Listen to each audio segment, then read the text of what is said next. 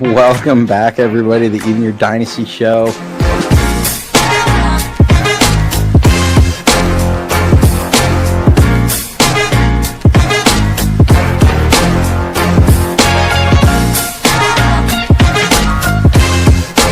We just got breaking news in.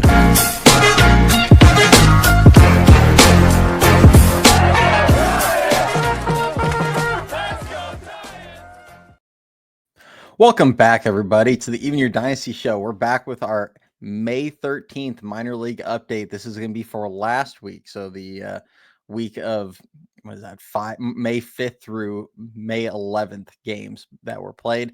I'm going to run through all 5 levels now because the Arizona Complex League started their games up. So we do have a couple notable prospects down there to keep an eye on. But I will go level through level as always. We'll have the chapters down below for you to, if you want to skip ahead to whatever level, but appreciate everybody for listening. But first level, starting off at Sacramento Rivercats, they went 2-4 versus Tacoma. They are 18-21 on the season. Number 2 prospect, Marco Luciano, had a pretty good week. He's actually been pretty hot for about the last, give or take, month. He was off to a really, really cold start and some bad luck involved in there. I swear he must lead the team in balls hit over 105 miles per hour. He's been hitting the ball hard. Strikeout rate, maybe not quite where you want to see it. The batting average, when you look at it, it's not quite where you want to see it. Maybe, same thing with the OPS. Ideally, in this hitter-friendly league, you'd want to see all those numbers much higher. But I would say one thing that everyone should keep in mind with Marco, and it's not to say it's still not lower than you'd want it, but they haven't really gotten to play in all the launching pads yet.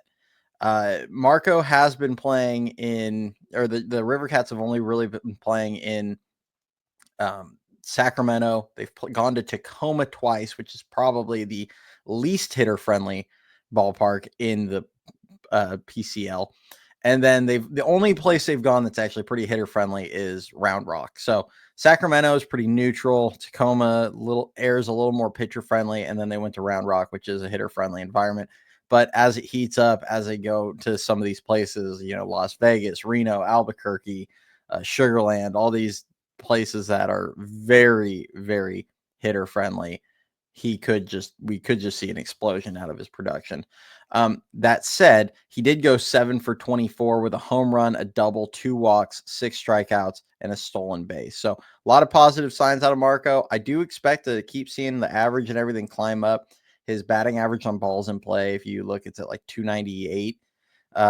It's a bit lower than his career. Normally he's about 30, 40, 50, even 50 points higher in most places that he's played. So I'd expect improvements out of that, especially because all the batted ball metrics are pretty favorable for him. He's been hitting a lot of really hard balls. So at some point, you'd think the luck would maybe even out a little bit. So I'd expect some jump in production out of him. Number 3 prospect, Carson Wisenhunt, 7 innings pitched for the second straight start. He went 7 innings, 2 earned runs, 7 hits, 1 walk, 7 strikeouts through 84 pitches, 59 for strikes. It was the Carson Wisenhunt changeup show. I mean, he was making guys look goofy out there. It was some really ugly swings on that changeup, but a lot of positive progression out of Wiz. He's been throwing the ball really well. Has had like 2 bad starts, and pretty much every other start has been either good to great. So, really nice to see out of him. Hope he keeps it up. Number 7 prospect, Grant McCray, 6 for 21 with 3 doubles, 5 walks, 4 strikeouts, and 2 stolen bases. This is more what we want to see out of Grant McCray, using his speed, getting some extra base hits, getting on base, not a lot of strikeouts, stealing a couple bags. This is when he's at his best. Number 8 prospect, Trevor McDonald, 3 2/3 innings pitched, 4 earned runs, 6 hits, 2 walks, 3 strikeouts, 78 pitches, 45 for strikes. Most of the pitching staff in Tacoma had a pretty rough week. I think Wisenhunt's really the only guy that kind of stood out in a positive way. So pretty rough week out of McDonald, but he'll have a chance to bounce back. Number 9 prospect, Mason Black, 5 innings pitched, 3 earned runs, 3 hits, 3 walks, 3 strikeouts through 81 pitches, 50 for strikes. Kind of just a ho-hum outing out of him, but he's been solid for the majority of the AAA season so far. A couple as every guy does. They're going to have bad outings, but for the most part, he's been pretty consistent, pretty solid. Number 17 prospect, Carson Ragsdale. You know what? I lied. Wisenhunt wasn't the only guy that had a great week. Ragsdale, he pitched in 2 games. They're kind of limiting his pitch counts. 6 2/3 combined innings, 2 earned runs, 5 hits, 2 walks, 7 strikeouts. Kind of the first felt like good stretch of, he actually gave a 1 run in each start. Good stretch of like good consecutive outings out of Ragsdale. He's struggled a lot this season, so that was nice to see from him. Number 24 prospect, Carson Seymour. He's kind of crashed down to earth the last 3 starts, 5 2/3, 6 earned runs, 6 hits, 2 walks, 5 strikeouts. He did throw 90 pitches, 62 for strikes. So he was in the zone. He just got kind of knocked around by Tacoma. And, Seymour, it is nice to see some of these guys at the upper levels getting up to like 90 pitches. That is something that was just almost not allowed, you'd think, with under Farhan. They wanted to kind of baby these guys. They tried to keep them even like mid-season. They were only getting up to about 85 pitches for the most part. So it's early. They're building up their pitch counts. That's just kind of a philosophical difference you're noticing throughout the organization right now. Victor Barcotto did not play this week. He got placed on the 7-day IL. No idea on the injury. Miners aren't great on disclosing that information. We'll just have to kind of keep our eye out and see when hopefully he's going to return. Hunter Bishop went 3 for 20, a double, a walk, 8 strikeouts, and a stolen base. Oslevis Basabi, 4 for 19 with a double and 5 strikeouts. And then Tristan Beck appeared in 2 games through 4 innings, 2 runs, 2 earned runs, 6 hits, 5 strikeouts. Moving over to Richmond, who are, if they did relegation and if they operated like the Premier League in some of these leagues, they would get relegated. They've been pretty bad as a team this season. They're 10-23 on the year. They went 2-4 versus Harrisburg. Bryce Eldridge, he didn't have a great week. 3 for 20. He did hit a home run, though. Was nice to see that. 2 walks, 4 strikeouts. He's still having a good year so far. He doesn't look overmatched. Honestly, the entire team in Richmond pretty much had a bad week outside of like 2 people. So rough week from him. The home run, though, it was a big one. It's part of why they won one of those 2 games. It was a 3-run home run that flipped a game over. Number 10 prospect, Joe Whitman, 4 innings pitched, 4 earned runs, 8 hits, 3 walks, 2 strikeouts, 76 pitches, 40 for strikes. The command was inconsistent. He was perfect in his last outing, and then this one, it kind of just got knocked around. Now, there was some bad luck, some bad defense in the first. They had kind of some opportunities to get out of that inning. Ceballos dropped a ball that could have been, they would have tagged a guy out at third, and a few other plays where, it just happened to find holes, so sometimes it happens. Sometimes you're the bug, sometimes you're the windshield. He was the bug this week. So number 13 prospect, Diego Velasquez, 4 for 20 with 5 strikeouts.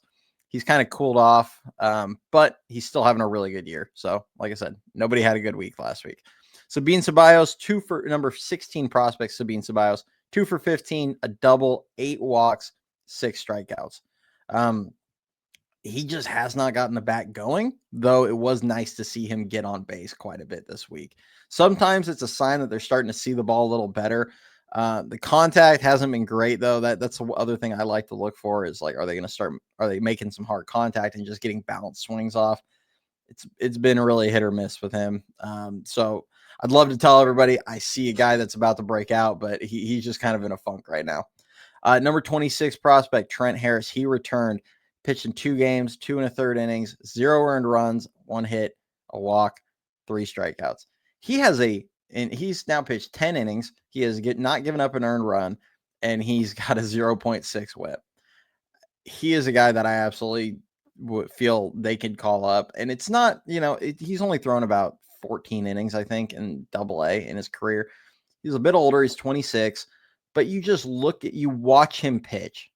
And it's not just, oh, this guy's had some good luck, or this guy is, he's wild and he just has his command down right. I've watched him pitch in A ball, high A, AA.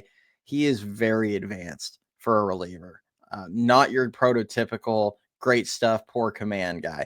He has great stuff and great command. This is a guy that I think is going to be the closer of the San Francisco Giants at some point in the next like 3 or 4 years. They have a few guys I feel like that about.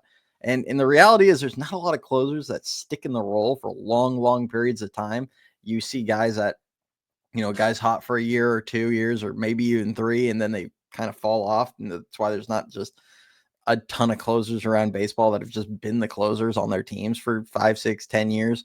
But I watch Trent Harris and I go, this guy's going to be a closer one day. And I still feel strongly about that. Number 27 prospect, Averson Arteaga, 3 for 16, a double or a walk and 2 strikeouts. He's a glove over hit tool guy. This is kind of the normal for him. Sometimes he'll give you a hot week, but it's not a lot of great offensive production from him. Number 28 prospect, Jack Choate. He was the other guy that had a pretty decent week. 5 innings, 2 earned runs, 3 hits, 3 walks, 4 strikeouts, threw 86 pitches, 46 for strikes. I'd like to see the strike percentage up a little higher, cut down the walks a bit. That is something that's plagued him. For a guy that doesn't have like overpowering stuff, I would like to see less of the walks, but he's still throwing the ball pretty well. He's got a sub-3 ERA in AA this season. So good overall, just some command issues I'd like to see cleaned up. Jairo Pomares, 3 for 21, 2 walks and 6 strikeouts. Quiet week from him. Adrian Sugaste, 2 for 14, 3 strikeouts and a stolen base. And I just realized on my notes, I forgot to mention Gerard Encarnacion started his rehab for Sacramento. So I'm going to slightly backtrack. He went 3 for 7 with a double and 2 strikeouts. Moving over to High A Eugene, they went 2-4 versus Hillsboro. They're 16 and 17 on the season. Number 4 prospect James Tibbs III went 1 for 19 with 7 walks and 5 strikeouts. Very quiet week from him. He's just not finding holes with his bat right now. He's not hitting a ton of hard contact either. It's a bit of a concern for sure, but it's very early. It's only mid-May. He's shown flashes. The plate discipline's been really good. So the overall at bat quality for him, he's choosing good pitches to swing at. He's getting on base.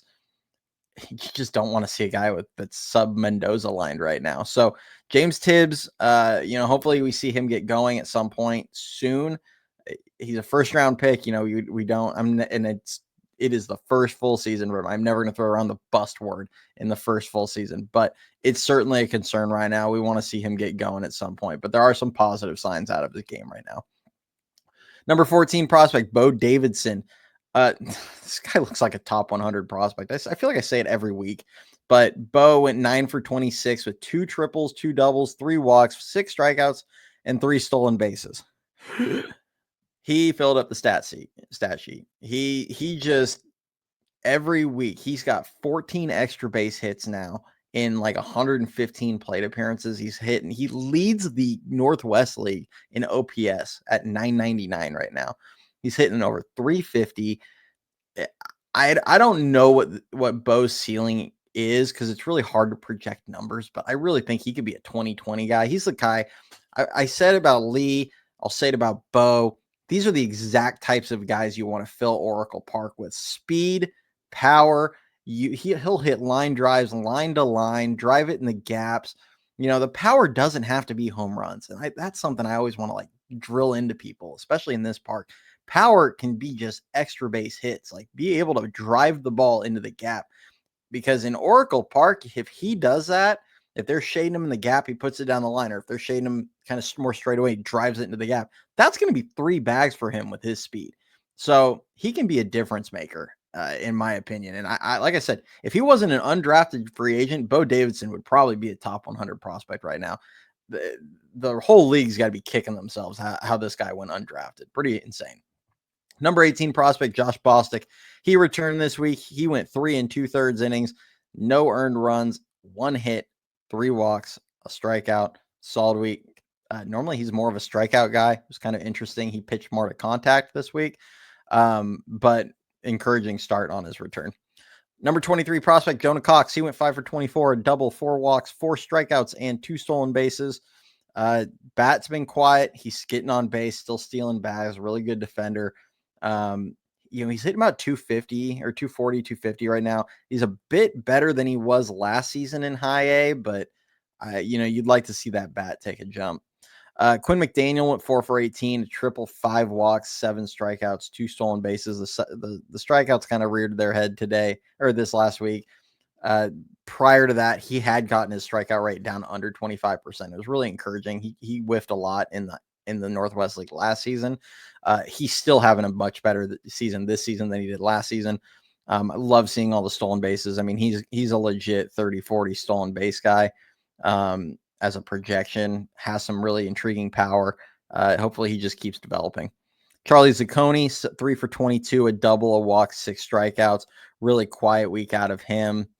Now I had someone I haven't mentioned in the past. Somebody actually requested, and you know what? They were right that I hadn't been putting him on this list, but 2023 7th round pick, Scott Bandura. He went 5 for 16, a home run, 6 walks, 5 strikeouts, and 4 stolen bases. He's like number 7 in the Northwest League in OPS right now. He's having a great season. So respect to Scott. Definitely need to make sure I keep putting him in these lists. He deserves it, but he's been really good over in high A. Shane Rodemacher, he went 6 innings, 4 earned runs, 8 hits, a walk, 4 strikeouts through 90 pitches, 63 for strikes. He's another. This was his first like blemish of an outing. He was riding a 22 inning scoreless streak, and he finally got knocked around a little bit. So we'll see how he responds to that with his next outing. But he still got through 6 innings. It was encouraging, and he still throws strikes, and that's one of the things I like the most about Shane as a prospect. Zane Zielinski, he went 5 for 14, a home run, hit his first home run in high A and first professional home run, I believe, because he debuted this season. So good for Zane. 6 walks, 4 strikeouts, 2 stolen bases. Moving over to San Jose, they went 2-4 versus Lake Elsinore. They're now 18-15 on the season. Number 6 prospect, Dakota Jordan. He had a huge week, 9 for 22, a home run, 2 doubles, 2 walks, 6 strikeouts, 3 stolen bases. Now he's 12 for 12 on the year in stolen bases. He's been awesome. Another guy in the top 10 of OPS in their respective league. Now, he's a guy that I think we're going to want to try and see pushed up to high A, probably June, July. I actually don't mind most players, especially college players, and he was, SEC player. I like to see them move pretty quick in the lower levels. It's just, there's not as much benefit in the lower levels as there in the upper levels for some of those college guys in particular. Dakota's kind of one of those rare players that I don't mind him spending a little extra time in something like A-ball or, anything like that. He, with a guy like him, where he's got some swing and miss issues, some interesting swing decisions, we'll call them. I like seeing that developed earlier. That way, when he does reach the upper levels, he doesn't get exposed. So that's something I would keep an eye on with Dakota. Not to say hold him back forever. I'm not like in a hurry to promote him tomorrow up to high A. Now, that said, it's really good to see. I think the next stage of his development is going to be tapping into the pull side power a little bit more. He's got enormous raw power. That's something that he could do that would kind of help his production explode. And then, it's just continually developing the swing decisions. And then number 20 prospect, Robert Hipwell. He went 7 for 18 with 2 home runs, a double, 3 strikeouts, and a stolen base. Really great to see Robert finally have his first big week as a professional. Huge production came out of him. Last week, he drew a bunch of walks. He's been hitting the ball hard. Just not a ton to show for it. He had a little too many strikeouts though, but when he was putting it play, he does make really good contact. This week finally really busted out. So great to see out of Robert this last week. He was, I think, their 6th round pick last season. Another guy with huge power, as we've mentioned many times. The Giants last season really invested in power. That was you could see the driving factor behind a lot of these draft picks. So good to see him really start to show him. He'd come really close to 3 or 4 different home runs this season up off the top of the wall. So good to see him knock a couple out of the yard. So great week from Robert Hipwell. Nice to see. Moving on to number 25 prospect, Jacob Bresnahan. He went 5 innings pitched, 0 earned runs, 2 hits, 2 walks, and 3 strikeouts.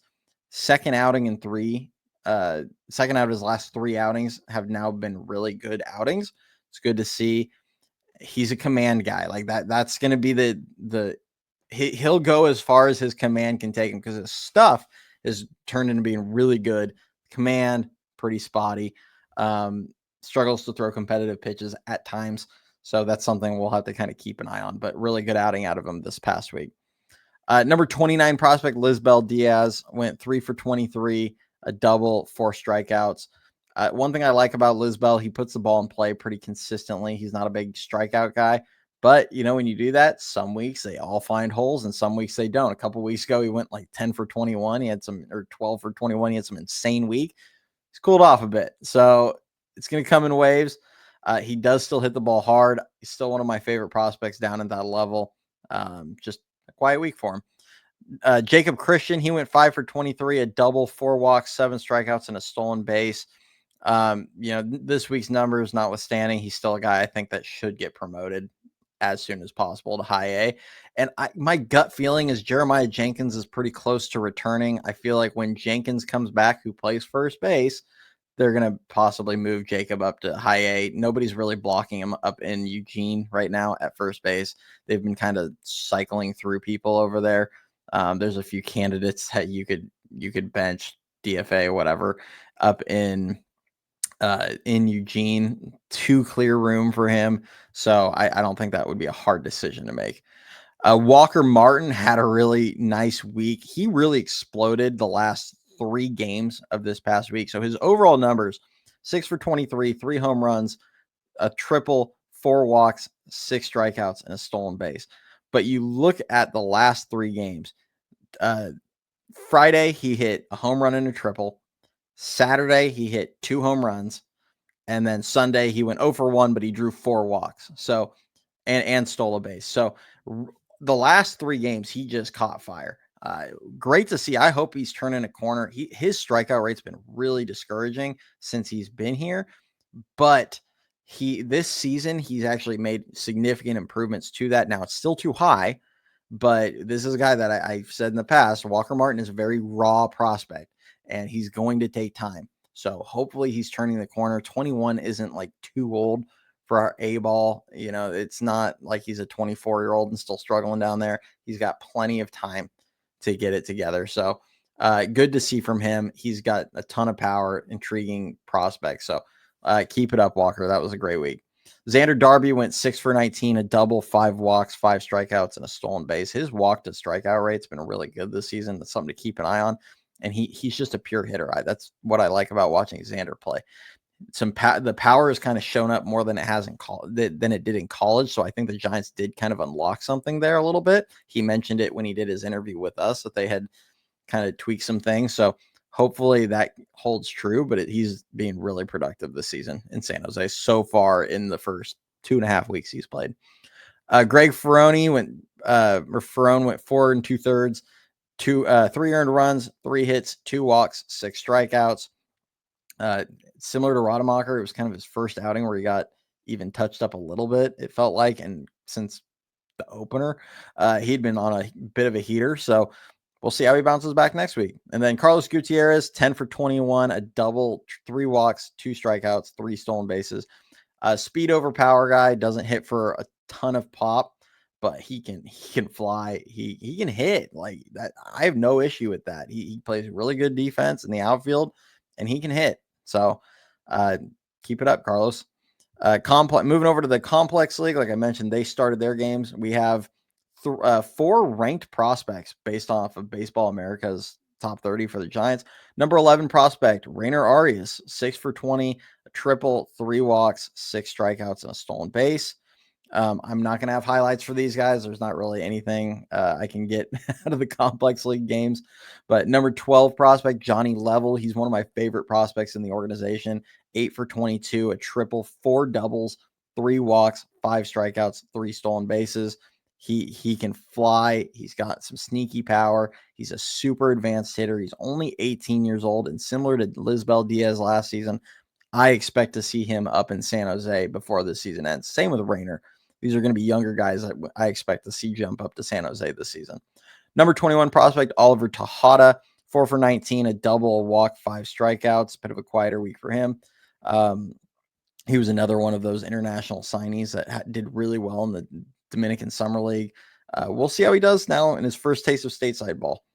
And then our number 30 prospect, Arhanis Kayama, pitched in 2 games or started 2 games, went 7 1/3 total innings pitched, 0 earned runs, 4 hits, 3 walks, 9 strikeouts. So solid week out of him. He's got kind of like mid 90s fastball, decent off speed. I don't know a ton about him. This is just kind of what I've read. I'm looking forward to, for all these 4 guys. I'm not going to have as much insight. It's more going to just be here's the numbers until I get to get eyes on them and watch these guys play at, San Jose, Eugene, whatever. I just can really only give the numbers. I'm not going to give too strong of opinions on those guys. So that's all I have for this week. Hope everybody enjoyed it. If you do enjoy the content, please do like the video, subscribe to the channel. It means a ton to channel growth, getting it out there. I love doing these videos. Minor League One is like my favorite thing to do every week. So hopefully you guys enjoy it. And we'll be back with a live show later this week. Hopefully I'll actually drop another recording kind of in a day or two. So keep your eyes out for that. But other than that, we'll catch you next time. Go Giants.